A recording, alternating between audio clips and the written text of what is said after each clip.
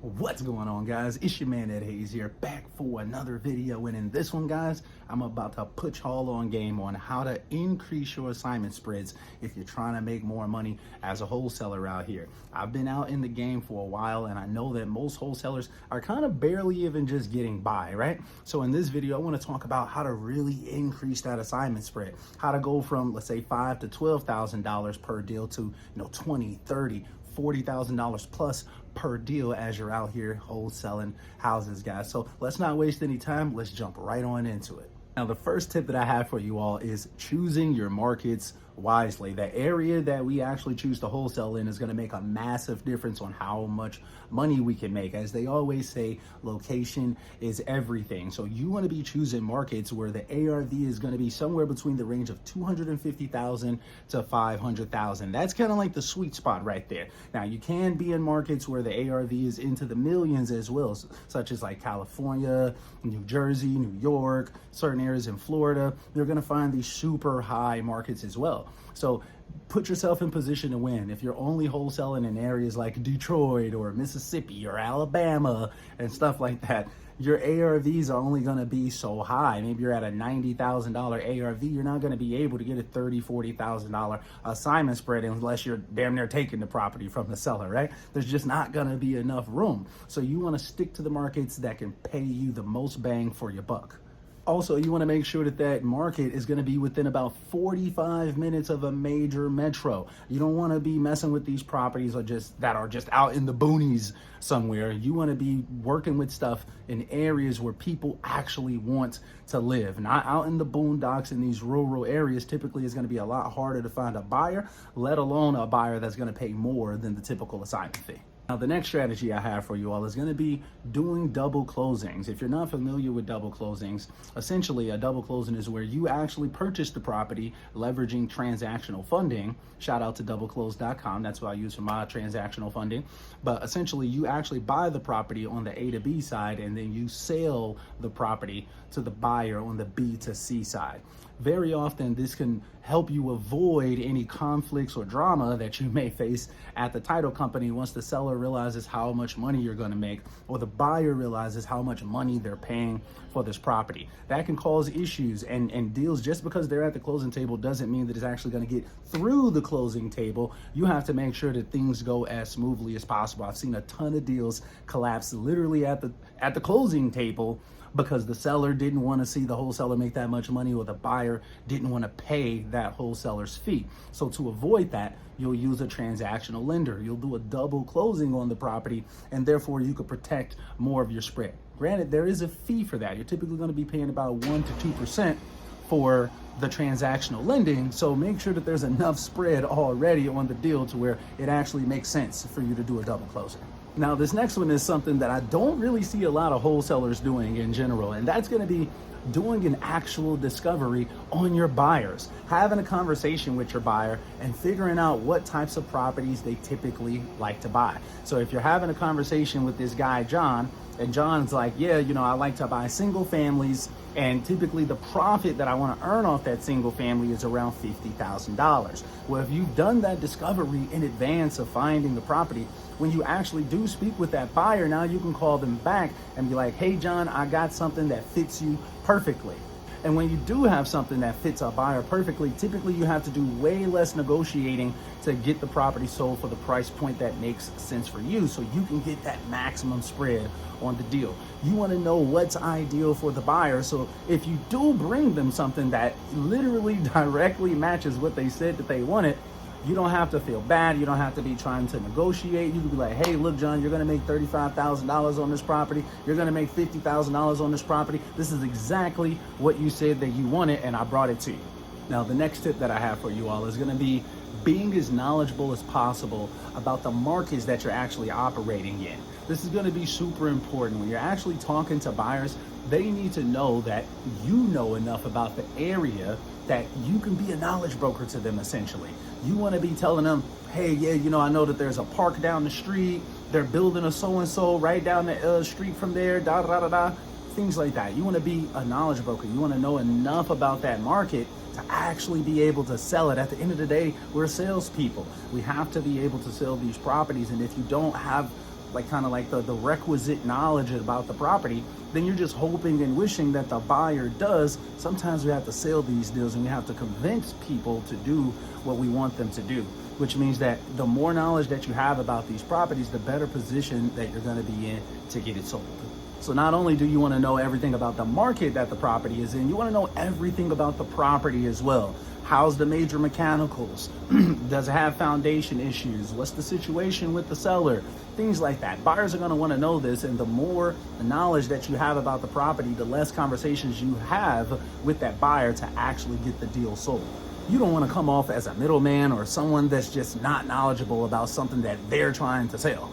The next tip that I have for you all is learning about novations and other exit strategies. You want to be very, very knowledgeable, and you want to be helpful. You want to be able to actually service a seller as much as possible. And the only way to do that is to actually know how to service these people, right? So the only thing that you're coming with is this quote unquote lowball wholesale offer, in 2024, you're kind of just shooting yourself in the foot.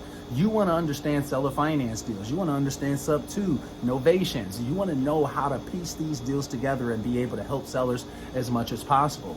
You may come across some deals where the person wants something a little bit more close to retail, but you can maybe novate it instead of just trying to wholesale it. Jerry Norton put out a video recently where he was talking about that they would have made like $12,000 on a deal, but they ended up novating the deal, ended up earning like $25,000 or $30,000 or something like that instead. This happens all the time. And the more knowledgeable you are, the more money you're going to be able to make as a wholesaler. As they say, the only people that make money work in a mint. The rest of us have to earn money, and the only way to earn money is by providing valuable products and services to people. Well, the more knowledgeable that you get about subject to deals, seller finance, novations, even properly being able to piece your wholesale deals together, the more money you're going to make out here as a wholesaler.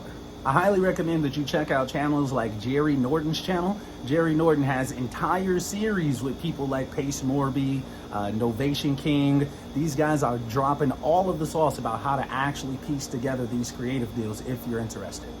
Another thing that you could do to increase those assignment spreads is going to be to create a bidding war on your properties. You don't want to necessarily go with the very first offer that you get. When you see the price for our properties as wholesalers, that's the starting price. That's not necessarily where it's actually going to sell. So you want to create some competition amongst these buyers. Even if you don't have a bunch of interest in the property, you want that buyer to feel like you do. And if you do have a bunch of competition in your property, then let's say you do an open house, for instance. Have an open house on, let's say, a Saturday, have about 3, 4, 5, all your buyers go out to the property that day. They're going to see each other, and you let them know that they need to have their highest and best offer in by Sunday evening. In that way, you're going to be creating that competition. You're going to be creating that bidding war. And ultimately, it's almost like a video game to these buyers. They want to win the game. Very often, you'll get full asking price, if not more, on these deals when you create a bidding war on them.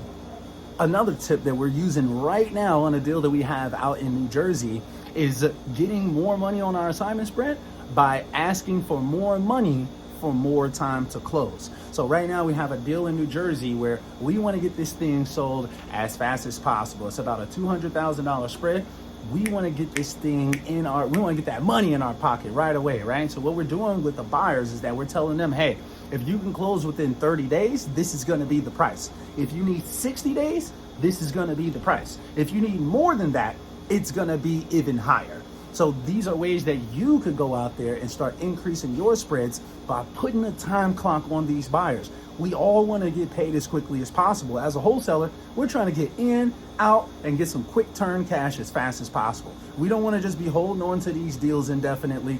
I don't want to hold a wholesale deal for more than 30 days. So what we're going to start doing is telling buyers, hey, look, if you can close in 2 weeks, this is going to be the price. If you need 30 days, this is going to be the price. If you need more than 30 days, this is going to be the price.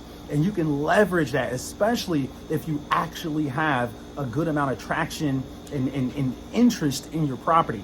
Leverage that. Pit these buyers against each other and get more money on these deals. Don't just take the first thing that the buyers are throwing out. You need to have master negotiation skills if you want to start increasing those spreads. The next tip I have for you is leveraging sites like InvestorLift and DealSpeed to reach more active buyers in your market. Now, this is really, really important because marketing is everything when you're trying to sell these properties. People need to know what you have for sale if you actually want to make some money out here, right? So sites like InvestorLift and DealSpeed, they're going to give you access to millions of buyers nationwide. Once you post that deal on these platforms, millions of people are going to have the ability to see them. And at that point, you'll start having conversations with these buyers. What you're going to want to do is start to increase that in-house buyers list. You want to be adding all of these people that you're speaking to your in-house buyers list. So then the next time that you come across a deal in that market, you can just reach out to them directly. You already know what they're interested in. You've done that discovery conversation with them, and then you can just reach out to them personally when you get deals that match their criteria. Now, I've been wholesaling since 2016, and I know for sure that most wholesalers that actually close a significant amount of deals are typically closing the majority of their deals with like 2 to 5 buyers. You don't need an incredible, massive list of buyers technically, but if you're trying to market your properties out and you have absolutely no buyers, you at least got to start having these conversations with buyers, and you want to put it on platforms that can get you in contact with as many people as possible. By the way, if you're interested in InvestorLift or DealSpeed, you can use the link down below to get started with either one of those programs. Now, the next thing I see a ton of wholesalers doing is having these massive teams that aren't producing almost anything. Either they have a ton of staff members that really aren't producing for them, or maybe they have a ton of softwares that they're just paying for on a monthly basis because this guru or that guru told them to go get this platform. They've just been paying for a year and they haven't done anything with it. One way that you can start earning more money is by keeping more money in your pocket. You want to reduce the fat. You got to eliminate unproductive things in your company that aren't producing, right? So if you have people in your company that aren't producing, like you have a VA and they're bringing you in like 1 lead a week, they gotta go. If you got softwares that you've been paying $50, $99 a month for a year and you haven't really used it, that software needs to go. You need to put yourself in position to hold on to as much of your money as possible. That kind of goes along with earning more money. You need to reduce your cost as well, because a lot of wholesalers out here are just burning through their budgets for absolutely no reason. The next strategy is increasing your deal sources. Maybe right now, maybe you're doing a ton of cold calling and texting, and maybe you're getting some deals coming in. Well, guys, what you want to do is that you don't want to necessarily have all your eggs in the cold calling basket or all your eggs in the texting basket. Start to extend those tentacles out. Find new forms of marketing, such as maybe some JV deals. Maybe you're talking to agents. Maybe you're going on places like DealSpeed or InvestorLift to go find deals for yourself, or trying to JV with people, whatever it may be. You want to find more sources for deals. That's another way to increase how much money you're making, is increasing your deal volume. Very often, if we're just putting all of our eggs into that one basket is only going to produce so much. But very often it's super easy to extend out your marketing methods, if you will, to other sources. Maybe you're just doing cold calling. We'll start texting as well. Maybe you're just doing in-house deals. We'll start reaching out for some JV deals as well.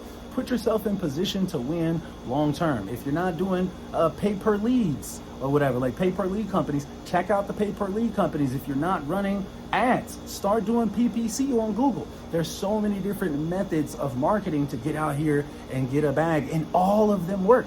You just actually have to leverage them. All right, guys, that's basically about it, man. Let me know if this video was a W or an L. I try to provide as much value to the community as possible, man. It's been a little bit. I've been out here in the trenches looking for my own properties to buy. So, guys, if y'all got any deals, man, this is like a little bonus tip. If y'all got any deals, shoot them my way. I've got the same criteria that I put into this video, basically. It needs to be within 45 minutes of a major metro, and preferably the ARV would be somewhere between $250,000 to $500,000 plus. If you've got a deal that matches that criteria, please shoot it my way, man. I've been out here in the trenches looking for something to sink my own teeth into, guys. So let's do some business, man. Let's break some bread. I'll make sure that you get as big of a spread as possible. Not trying to lowball you guys. I would love to give you your entire spread so you can literally be like, look, I watched this video. He said this is a way that I can make more money. I sent them a deal. We broke bread and I made more money. I got my full ask. I'm hoping to make that happen with some of y'all, man. But anyway, though, man, I hope that y'all staying healthy and staying blessed. As always, drop me a comment down below if y'all like this video. Is there any other methods that I missed? If so, this is for the community, man. Drop a comment down below. Let's have a conversation about this. Share this video with others if you thought it was helpful. And guys, until next time, we are out.